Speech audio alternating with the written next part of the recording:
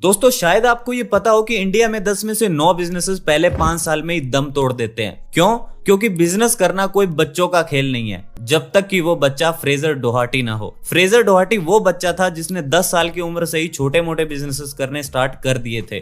और मैं 10 साल की उम्र में ये सोच रहा था कि शाका लाका बूम बूम वाली पेंसिल सच में होती है क्या। ऑथर एक दिन अपने शहर ईडनबर्ग की गलियों में घूम रहा था, तभी उसकी नजर एक मुर्गी व्यापारी पर गई। उसको देखकर ऑथर को लगा कि क्या मस्त आइडिया है। पहले मुर्गियों को दाने डालेंगे, फिर उनके अंडे ले लेंगे और बाद में उन अंडों को बेचकर माला माल हो जाएंगे। फ्रेजर इस आइडिया के साथ खुशी से झूमता हुआ अपने घर पहुंचा और पिताजी को बिजनेस समझाने लगा। पिताजी ने पूरा प्लान सुना और बोले, खुद अंडे में से निकले नहीं है और अंडे का बिजनेस करेंगे। मैंने दुनिया देख रखी है। फिर भी ऑथर अगले दिन उस व्यापारी से कुछ अंडे ले आता है और उन अंडों को हैच करने के लिए टीवी के ऊपर रख देता है। कुछ दिन बाद उन अंडों में से 3-4 चूजे निकल आते हैं, जिनको वो टाइम पर दाना पानी देने लगता है। फिर बहुत टाइम बाद जब वो मुर्गियां अंडे देने लगी तो ऑथर ने उन अंडों को बेचना शुरू कर दिया। सब कुछ ठीक चल रहा था कि एक दिन एक लोमड़ी ऑथर के फार्म में घुस गई और सारी मुर्गियां मार खा गई। तो ये था फ्रेजर का पहला बिजनेस जो ज्यादा चल नहीं पाया, पर अब वो यहाँ रुकने वाला थोड़ा ही था। उसे बिजनेस का चस्का जो लग गया था। कुछ टाइम बाद उसकी दादी किचन में जैम बना रही थी, तभी उसे आइडिया आया कि जैम का बिजनेस भी तो हो सकता है, काम भी घर का और पैसा उम्र भर का। वो सीधा सुपरमार्केट गया और टोकरी भर के फ्रूट्स ले आया। अब दोनों दादी पोता लग गए जैम बनाने में। पहले दिन उन्होंने जैम के 15 जार बना दिए। उन्हें लगा काम हो गया, पर काम तो अभी शुरू हुआ था, क्योंकि अब उन जार्स को बेचना भी था। तो उसने 10-12 जार एक टोकरी में भर लिए और पड़ोस में बेचने के लिए निकल गया। पहले घर गया, मना कर दिया। दूसरे घर गया, बेइज्जती के साथ मना कर दिया। तीसरे घर गया तो कुत्ते छोड़ दिए। चौथे घर में तो वो गया ही नहीं, क्योंकि बाहर ही लिखा था। ऐसे ही 3-4 घंटे घूमने के बाद उसे समझ आया कि सेलिंग मुश्किल है, थोड़ी ज्यादा ही मुश्किल है। फिर भी वो बेचने में लगा रहा और फाइनली एक लेडी ने 2 यूरो में उससे 1 जार खरीद लिया और ऑथर की मोटिवेशन डबल हो गई। अब वो और भी ज्यादा घरों में जाने लगा और जब शाम को घर लौटा तो पूरी टोकरी खाली थी। उसके बाद से वो हर रोज जैम बनाता और हर रोज सेल करता। उसने कस्टमर से फीडबैक लेना भी स्टार्ट कर दिया ताकि रेसिपीज इंप्रूव की जा सके। यह काम करते करते उसे कुछ ऐसे भी लोग मिले जो जैम खाते ही नहीं थे। तो ऑथर ने उनसे पूछा, क्यों भाई?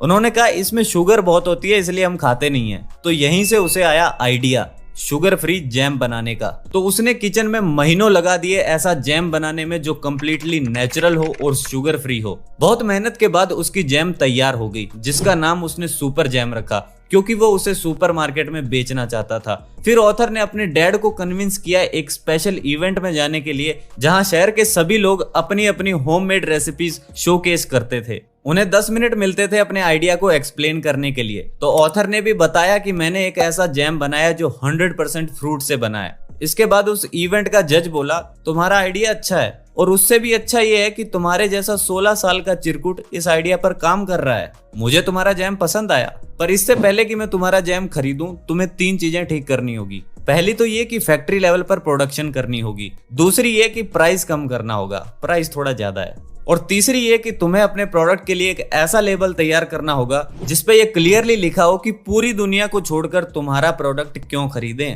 अब यहाँ फ्रेजर थोड़ा उदास हो गया, क्योंकि ना तो उसे ब्रांड बनाने का कुछ पता था और ना ही फैक्ट्री प्रोडक्शन का। बट एक बात का उसे पता चल गया था, और वो ये था कि रिजेक्शन हर प्रोसेस का बड़ा पार्ट होता है। फिर उसने 1 साल तक इन तीनों चीजों पर काम किया और 1 साल बाद वो फिर आया एक और रिजेक्शन का सामना करने के लिए। इस बार जज बोला, ये कहना तो नहीं चाहिए बट तुम्हारे लेबल्स बहुत घटिया है, ऊपर से फैक्ट्री बहुत एक्सपेंसिव है और रेसिपीज भी कुछ खास नहीं है। बेसिकली उसे सब कुछ दोबारा करना था। ऑथर कहते हैं ये एक ऐसा पॉइंट था जहां ज्यादातर लोग क्विट कर देते, पर मैंने इंप्रूव किया, एक एक चीज पर बारीकी से काम किया, लेबल्स रीडिजाइन किए, नई फैक्ट्री के साथ टाई अप किया और फाइनली वो दिन आया जब सुपरमार्केट ने मेरा जैम एक्सेप्ट किया।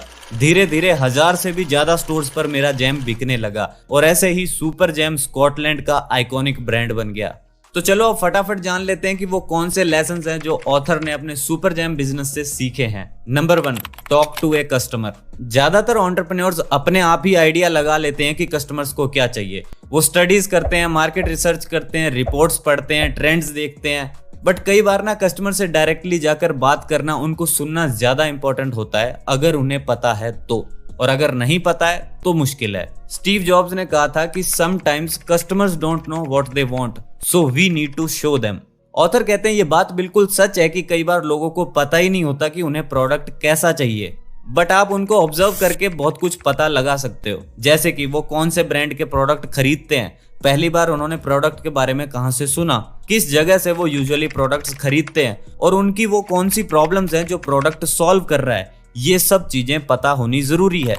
सेकंड है बजटिंग। बिजनेस स्टार्ट करने के लिए बहुत पैसा लगता है अगर आप पुराने तरीके से करते हो तो, क्योंकि पहले डिजाइनर्स को, फिर लॉयर्स को, फिर printing, web development, office space, इन सब को पे करने के बाद आपके पास शायद पहने हुए कपड़े भी ना बचे। इतनी इन्वेस्टमेंट के बाद भी अगर बिजनेस ना चला तो आदमी रोड पर आ जाएगा। इसीलिए ऑथर कहते हैं कि जैसे मैंने कम पैसे में जैम का बिजनेस शुरू किया था, उसी तरह आप भी स्टार्टिंग में नॉर्मल कॉस्ट लगाओ, फिर देखो क्या ये प्रोडक्ट वर्क कर रहा है। इन केस अगर प्रोडक्ट नहीं चला तो भी आप एटलीस्ट रोड पे तो नहीं आओगे। बट कुछ लोग कम पैसे होने की वजह से बिजनेस स्टार्ट ही नहीं करते। ऑथर उन्हें वॉन्टरप्रेन्योर्स कहते हैं। वो सिर्फ सोचते हैं, एक्शन नहीं लेते। देखो, बुक्स पढ़ना, पॉडकास्ट सुनना, वीडियोस देखना अच्छी बात है, पर अगर हम एक्शन ही नहीं लेंगे तो इन सब का कोई फायदा नहीं है। जैसे कि मैं रीडिंग करता हूँ, अब अगर मैं रीडिंग करके घर पे बैठ जाऊं और कोई एक्शन ना लूं तो मेरा पढ़ना बेकार है। इसीलिए मैं रीडिंग करके फटाफट वीडियो बनाने की सोचता हूँ। और ऑथर भी कहते हैं कि एक्शन टेकर बनो, कैपिटल या रिसोर्सेज का बहाना मत बनाओ, जहां हो वहीं से शुरू करो। Number 3, a new era. आज के टाइम की खास बात पता क्या है? यही कि जहां पहले बिजनेस स्टार्ट करने में महीनों लगते थे, आज इंटरनेट और टेक्नोलॉजी की मदद से एक रूम से बिजनेस स्टार्ट हो सकता है और बड़ी बड़ी कंपनीज के साथ compete भी कर सकता है। PW और अनअकैडमी दोनों कंपनीज एक रूम से ही स्टार्ट हुई थी। आज लाखों लोग अपने घर से ही ऑनलाइन अपनी पसंद का काम करके पैसे कमा रहे हैं। ये कुछ सालों पहले पॉसिबल नहीं था। ऑनलाइन टूल्स की मदद से आप फ्रीलांसर्स, प्रोडक्ट्स और इवन कस्टमर्स को कुछ ही क्लिक्स में ढूंढ सकते हो। आपने शॉपिफाई का नाम सुना होगा। शॉपिफाई पे आप कुछ ही घंटों में अपना स्टोर बना सकते हो और मंथली लगभग 1000 रुपीज की कॉस्ट पर आपका स्टोर चलता रहेगा। इसके बाद आपको प्रोडक्ट की जरूरत होगी। प्रोडक्ट के लिए मो जैसी वेबसाइट्स हैं जहां आप अपना प्रिंटिंग मटेरियल डिजाइन कर सकते हो और एक दिन के अंदर उनकी हार्ड कॉपीज भी मंगवा सकते हो। आज इन टूल्स की मदद से कोई भी आइडिया अपने दिमाग से निकालकर कुछ ही दिनों में मार्केट तक पहुंचाया जा सकता है। अब कुछ लोग कहेंगे हमें ये डिजाइन वगैरह समझ नहीं आता। कोई बात नहीं, लोग ऑन डिमांड काम करने के लिए बैठे हैं।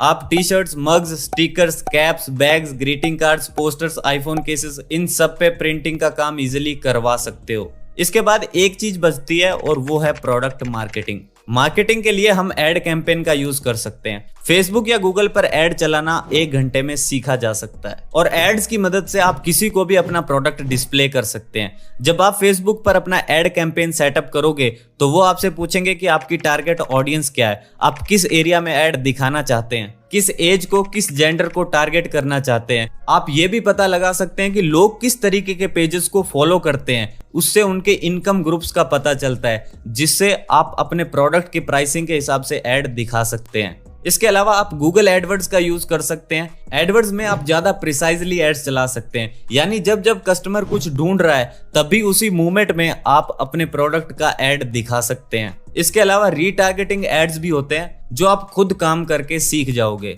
तो दोस्तों, ये थी कुछ बातें जो मैंने आपको फ्रेजर डोहार्टी की बुक 48 आवर स्टार्टअप से बताई है। अगर आपको भी ये बुक परचेज करनी है तो लिंक डिस्क्रिप्शन में मिल जाएगा। और आज की इस वीडियो में बस इतना ही। वीडियो पसंद आई हो तो शेयर कर दो अपने मित्रों के साथ। मैं मिलता हूं आपसे नेक्स्ट वीडियो में। धन्यवाद फॉर वॉचिंग।